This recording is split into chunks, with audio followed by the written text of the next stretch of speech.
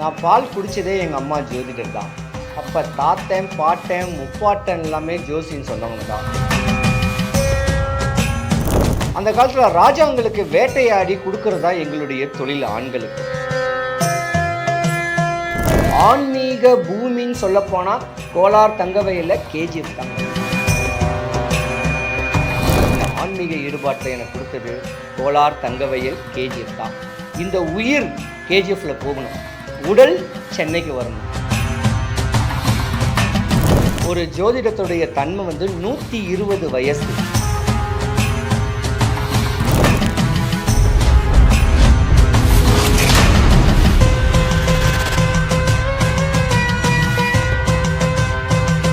நேயர்களுக்கு வணக்கம். இன்னைக்கு நம்மளோட ஜோதிட வல்லுநர் கேஜிஎஃப் கருப்பசாமி தான் இணைஞ்சிருக்காரு. அவரு கூட பேசி பல விஷயங்கள்ல ஜோதிடம் சார்ந்து அப்புறம் ஆன்மீக சார்ந்து பல உண்மைகளை தெரிஞ்சுக்க இருக்கோம். வாங்க பார்க்கலாம். வணக்கம் ஐயா.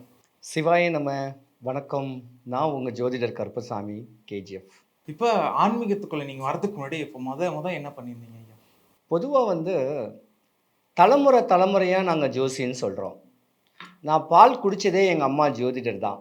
அப்போ தாத்தன், பாட்டன், முப்பாட்டன் எல்லாமே ஜோசின்னு சொன்னவங்க தான். எங்களுடைய பூர்வீக ஊர் எட்டயாபுரம், தூத்துக்குடி மாவட்டம் எட்டயாபுரம். பாரதியார் வீட்டுக்கு பின்ன தான் எங்கள் வீடு. அந்த காலத்தில் ராஜாங்களுக்கு வேட்டையாடி கொடுக்கறதா எங்களுடைய தொழில் ஆண்களுக்கு. பெண்கள் குறி சொல்கிறது, இந்த கருங்காலி குச்சி வச்சுக்கிட்டு குறி சொல்கிறாங்கல்ல, அதை வச்சு தான் பொழப்பு நடத்தியிருந்தாங்க. ஒரு 60 வருஷத்துக்கு முன்னாடி நாங்கள் சென்னைக்கு பொழப்புக்காக அப்பா அம்மாலாம் சென்னைக்கு வந்துட்டாங்க. அங்கே அவங்கவுங்க வேலை பார்த்து இந்த குறி சொல்லி எங்களெலாம் காப்பாற்றி படிக்க வச்சாங்க. நாங்கள் படித்து போதுமான ஒரு படிப்பு படித்து இந்தந்த வயசில் இப்போ தான் அந்த ஞானம் கிடைக்கிறது எல்லாருக்குமே கிடைக்கும். எனக்கு இந்த ஞானம் கிடைக்கிறதுங்கிறது எனக்கு தெரியவே தெரியாது. ஆனால் ஒரு கட்ட காலம் நான் படித்தது சென்னையில் Madras Christian college BA economic நான் படித்து முடித்தது. படிச்சுட்டு ஹெச்எஸ்பிசி பேங்க்கு ஆர்கே சாலையில் நல்ல ஒரு கன்சர்னில் நான் வேலை பார்த்துக்கிட்டு இருந்தேன்.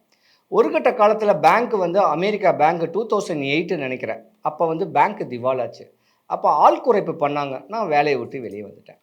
அப்போ இந்த ஆன்மீக சம்மந்தப்பட்டதெல்லாம் அப்படியே எனக்கு மனசில் வந்துச்சு. எங்கள் தாத்தா என் கனவுல வந்தார். என்னுடைய உண்மையான பேர் கே கோபிநாத்.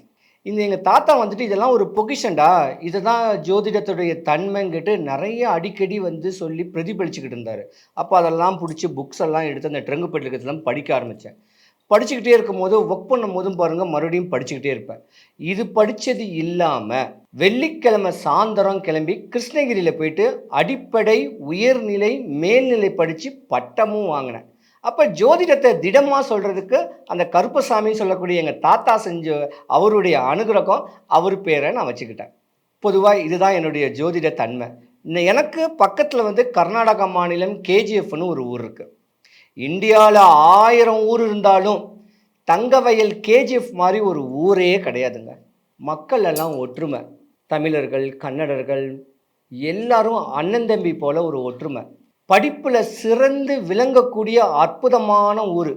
ஒரு 5ஆம் கிளாஸு 6ஆம் கிளாஸு படிக்கக்கூடிய பெண் குழந்தைகிட்டையும் ஆண்கள்கிட்டையும் ஆங்கில இந்திய நேருக்கு நேராக பேச முடியாது. அவ்வளோ ஃப்ளூயண்ட்டான பேச்சு கேஜிஎஃப்பில் மக்களுடைய பேச்சு. அங்கே இருக்கிற சாப்பாடு, அங்கே இருக்கிற தண்ணி, அங்கே இருக்கிற மக்களுடைய மக்களாக இருந்து அங்கே பிரதிஷ்டப்பட்ட பல கோயில்கள் இருக்குது. ஸ்ரீ உத்தண்டி மாரியம்மன் கோவில் இருக்குது. உருகம்பேட்டில் காமாட்சி பால சோமேஸ்வரர் கோயில் இருக்குது. இப்படி கோட்டி லிங்கேஸ்வரா கோயில் இருக்குது. இன்னும் சொல்லப்போனால் பீர் ஷாப்பில் ஒரு பழைய காலத்து சிவன் கோவில் இருக்குது.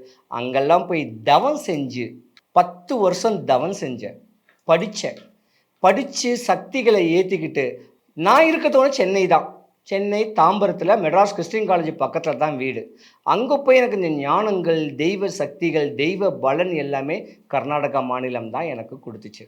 அதெல்லாம் அற்புதமான ஊருங்க.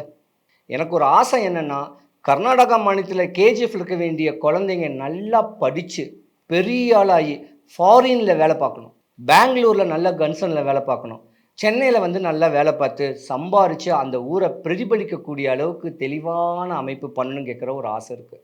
அந்த ஊரில் சக்தி வாய்ந்த, ரொம்ப பலம் வாய்ந்த அற்புதமான தலைவர்கள்லாம் இருக்கிறாங்க. மதிப்புக்குரிய அண்ணன் ராஜேந்திர அண்ணன் அட்வொகேட் அண்ணன் இருக்காங்க. அம்மா ரூபாம்மா இருக்காங்க.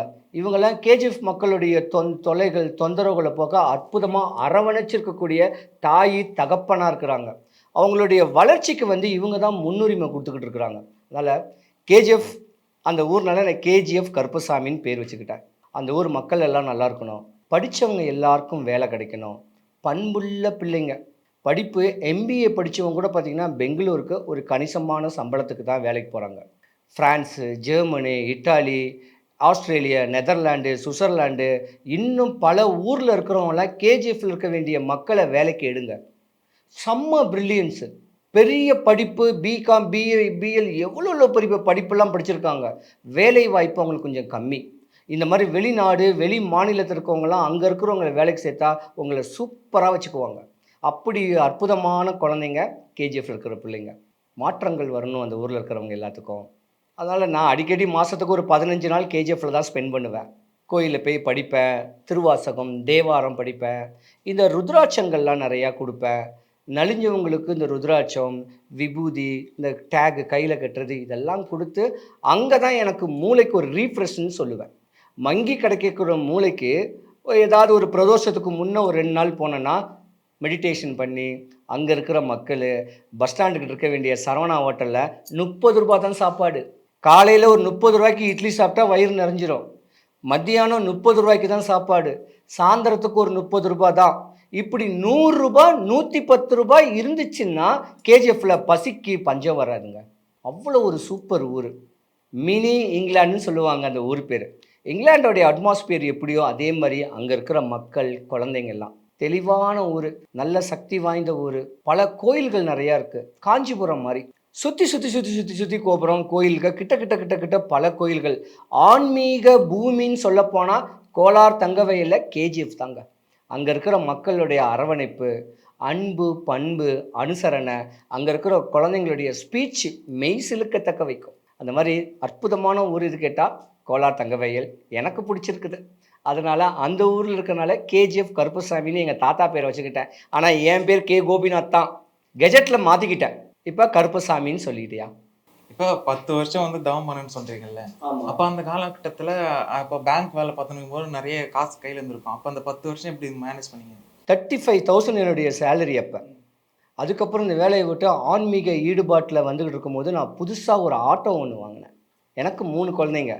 என் 3 குழந்தைங்களையும் நான் ஆட்டோ ஓட்டி தான் என் பசங்களை வந்து இன்னைக்கு என் பையன் சாஃப்ட்வேர் இன்ஜினியர், பொண்ணு அட்வொகேட்டு, 3வது பையன் சாஃப்ட்வேர் கம்பெனியில் கேப் ஆல்டர்னேட் பண்ணுறவன். ஒரு 4-5 மாதத்துக்கு முன்னாடி தான் டாக்டர் மருமகளை எனக்கு வந்துச்சு. என் பெரிய பையன் டாக்டர் பொண்ணை கட்டினான். அதனால் கஷ்டப்பட்டு படித்தேன், இஷ்டப்பட்டு ஜோதிடம் படித்தேன், ஒரு புக்ஸாக படித்தேன்.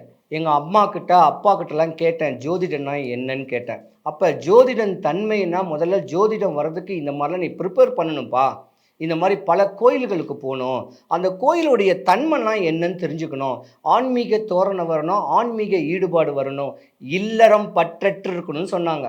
ஆனால் அப்பனுக்கே பாடம் சொன்ன சுப்பையான்னு சொன்ன மாதிரி எங்கள் அப்பாவையே நான் மீறிட்டேன். கேதார்நாத், பத்ரிநாத், எங்கள் அப்பாலாம் போனது கிடையாது. கேதார்நாத் வருஷத்துக்கு ஒரு 3 நாள் 7 நாள் கேதார்நாத், பத்ரிநாத், ரிஷிகேசி, ஹரித்துவார், கங்கோத்திரி, யமுனோத்திரி, காசி, கயா, இப்படி ஆன்மீகத்துக்கு இந்த கால் போய் தேஞ்சு போச்சு. இந்தியாவில் 90% வந்து நான் போகாத சிவன் கோவில் கிடையாது, தியானம் பண்ணாத கோவில் கிடையாது. ஆன்மீக ஈடுபாட்டில் பல சேத்திரங்களுக்கு போக போக உருகி போச்சு உடம்பு. ஆன்மீகத்தில் முழுமையான அமைப்பு கிடச்சிச்சு. அப்போ ஜோதிடத்தை நான் திடமாகவும் நான் படிச்சிருக்கேன். ஒரு ஜாதகம் காமிச்சாலும் சரி, ஜோதிடர் வந்தாலும் சரி, என்ன ட்ரெஸ்ஸு போட்டு வந்தாலும் சரி, அவனுடைய பாடி லாங்குவேஜை பார்த்து, அவன் வந்த நேரத்தை பார்த்து, அவர் வந்த கிரக ஓரையை பார்த்து, நீங்கள் இதுக்குத்தான் வந்திருக்கீங்க கேட்குது சூட்சமமாக எனக்கு தெரியும். ஜோதிடம் அனுபவம் தான் ஜோதிடம். அனுபவம் தான் நிறையா இருக்குது. படித்தது ஒரு பக்கம் இருக்கட்டும், படிச்சுக்கிட்டே இருக்கலாம் ஜோதிடத்தில். ஆனால் அனுபவங்கள் நிறையா கற்றுக் கொடுத்தனால ஜோதிடத்தை திடமாக சொல்லுவேன். அந்த அருள் எம்பெருமான் எனக்கு, சிவபெருமான் அண்ணாமலையார் எனக்கு கொடுத்தார். எனக்கு இந்த ஜோதிட நாடங்கள் தெளிவாக வந்தது சென்னை, தாம்பரம், மாடம்பாக்கம், தேனுபுரீஸ்வரர், தேனுகாம்பாள் கோவில். அங்கே தான் 30 ரூபாய்க்கு ஜோசியம் பார்த்தேன். ஒரு கட்ட காலத்தில் இந்த ஆட்டோலாம் விட்டுட்டு கிளி ஜோதிடம் பார்த்தேன். அதை வச்சு மக்களுக்கு நிறையா சொல்லணும், நம்ம ஜோதிடம் படிச்சிருக்கோம், படித்ததை வெளிக்காட்டக்கூடாது. வந்திருக்கவங்களுக்கு திடமாக சொல்லி அவங்களுடைய தேவைகள் ஆசைகள் பூர்த்தியாக இந்தந்த கோயிலுக்கு போ, இங்கெங்கும் போன்னு சொல்லிக்கிட்டு இருந்தேன். ஒரு கட்ட காலத்தில் நம்ம தமிழ்நாடு கவர்மெண்ட் அந்த கிளி ஜோதிஷத்தை வந்து பேன் பண்ணிட்டாங்க. அவன் சிக்கனை வெட்டி சாப்பிட்றான், கோழியை வெட்டி சாப்பிட்றான், ஆடை வெட்டி சாப்பிட்றான், மாடை வெட்டி சாப்பிட்றான், அதெல்லாம் அவங்களுக்கு தெரியல. நாங்கள் கிளியை வந்து முறையாக வளர்த்து சாமி கிட்ட வச்சு அதையும் எங்களுக்கு சோறு போட்டுச்சு. அதை வளர்க்கக்கூடாதுன்னு பேன் பண்ணாங்க. சரி, கவர்மெண்ட் சொன்னதை நாங்கள் ஏற்றுக்கிறோம். ஏன்னா எங்களுக்கு வேலை இல்லை, படித்தவனுக்கு வேலை இல்லை. எல்லாமே இந்த ஜோதிடம் தான் பார்க்கும், கிளி ஜோதிடம் தான் பார்க்கும். அப்போ கிளி ஜோதிடம் படிக்கிறவங்க வேலைன்னா என்ன பண்ண முடியும்? ஆட்டோ தான் ஓட்டணும். இப்படி இல்லாதவங்க பல பேர் ஆட்டோ தான் ஓட்டிக்கிட்டு இருக்காங்க. ஆனால் கடவுள் எனக்கு ஞானத்தை கொடுத்துருக்காரு, தெளிவான தெம்பை கொடுத்துருக்காரு, என்னை மீறின பல சக்திகள் கொடுத்துருக்காரு. ஜோதிடத்தை மீறின மாந்திரீக சித்தன் என்ன வேணா செய்வேன், வாழ்கிறதுக்கு, வாழ வைக்கிறதுக்கு. அழிஞ்சவனை வாழ வைப்பேன், நோய் உள்ளவனை அந்த நோயை தீர்க்கிறதுக்கு உண்டான அருமருந்து சாதாரண மூலிகைகள் இருக்குது, சாதாரண மஞ்சள் இருக்குது. உடம்பு நோயில் பிரச்சனையில் இருக்கான், இல்லை ஒரு அடுத்தவனுடைய கெட்ட பார்வையில் டிஸ்டியில் இருக்கிறான், அந்த டிஸ்டியை எப்படி போக்கணும், அவனுக்கு என்னென்ன மந்திரங்கள் சொல்லி அந்த ஒரு எலுமிச்சம்பழம் கொடுத்தாவே அவனுடைய நோயவே போக வைக்க முடியும். அந்த சக்திகள்லாம் கொடுத்துருக்கார். கடவுளுக்கு தான் நன்றி சொல்லணும். எப்படியோ இருக்கக்கூடிய தன்மையை இந்த ஆன்மீக ஈடுபாட்டில் எனக்கு கொடுத்தது கோலார் தங்கவயல் கேஜிஎஃப் தான். இந்த உயிர் கேஜிஎஃப்பில் போகணும், உடல் சென்னைக்கு வரணும். உயிர் கேஜிஎஃப்க்கு, இந்த உடல் சென்னைக்கு தான். கேஜிஎஃப் மக்கள் எல்லோரும் நல்லா இருக்கணும், அற்புதமாக படிக்கணும், பிள்ளைங்க நல்லா படித்து நல்லா வேலை பார்க்கணும், அவங்கவுங்க குடும்பத்தை காப்பாற்றிக்கிட்டு செல்வ செழிப்போட வருங்காலத்தில் இந்த 2025க்கு மேலே செழிப்பான வாழ்க்கை வாழணும். இப்போ இந்த ஜோதிடத்தில் இப்போ நம்ம நடக்கிற விஷயம் எல்லாத்தையுமே கணிக்க முடியுதுன்னா நம்மளோட சாவியும் நம்ம கணிக்க முடியும்ல? தாராளமாக கணிக்கலாம். ஒரு ஜோதிடத்துடைய தன்மை வந்து 120 வயசு. எனக்கும் உனக்கும் எல்லாத்துக்கும் 120 வயசுங்கிட்ட அந்த காலத்தில் ஜோதிடம் வந்து நிர்ணயம் பண்ணுச்சு.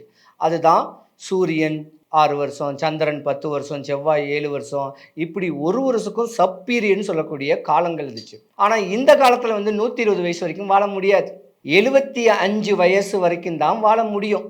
ஏன்னா இன்றைக்கி நம்ம சாப்பிட்றது எல்லாமே மருந்து, எல்லாமே பார்த்திங்கன்னா இயற்கையானதே சாப்பிடல. இங்கே இருக்கிற பொல்யூஷன்ஸு இதெல்லாம் நம்மளுடைய ஆயுசை வந்து குறைச்சிரும். ஒரு பக்கம் இருந்தாலும் ஆசைகள் மனுஷனுக்கு இருக்கணும். பேராசைகள் இருக்கும்போது இன்னும் வந்து பணத்துக்காக ஓடுறோம். இந்த பாடியை வந்து எனர்ஜி ஏற்படுத்துகிறோம், டயர்ட்னஸ் கொடுக்குறோம், ஓட்டி பண்ணுறோம், ஓவர் டைம் வேலை பார்க்குறோம். ஒரு உதாரணம் மட்டும் சொல்கிறேன் கேளுங்க. இப்போ பெங்களூரில் வந்து மத்தியானம் 2 மணிக்கு ஒரு பஸ்ஸை பிடிச்சி ஏறணுன்னா நைட்டு ஒரு 10 மணிக்கு சென்னை தாம்பரம் வந்து இறங்கிடலாம். அதே டிரைவர் தான் நைட்டு 10 மணிக்கு அந்த வண்டி எடுத்து விடிய காலையில் போய் பெங்களூரில் போய் இறக்கி விட்றாரு. அப்போ அவருடைய தேவைகள் என்ன? பணத்தோடைய தேவைகள். பிள்ளை கஷ்டப்படுறாங்க, அப்போ தன்னுடைய எனர்ஜியை வேஸ்ட் பண்ணுறாங்க. எதுக்காக? பணம் சொல்லக்கூடிய தேவைகள். அப்போ பணம் வந்து தேவைதான், அதுக்கேற்ற மாதிரியான போதும் சொல்லக்கூடிய வருமானத்தோடு வாழ்ந்து நம்ம பாடியவும் பார்த்து தெளிவாக இருந்தோன்னா நம்ம வாழ்க்கையை ரசித்து ருசித்து வாழலாம். ஜோதிடம் கேட்குறது ஒரு அனுபவம்.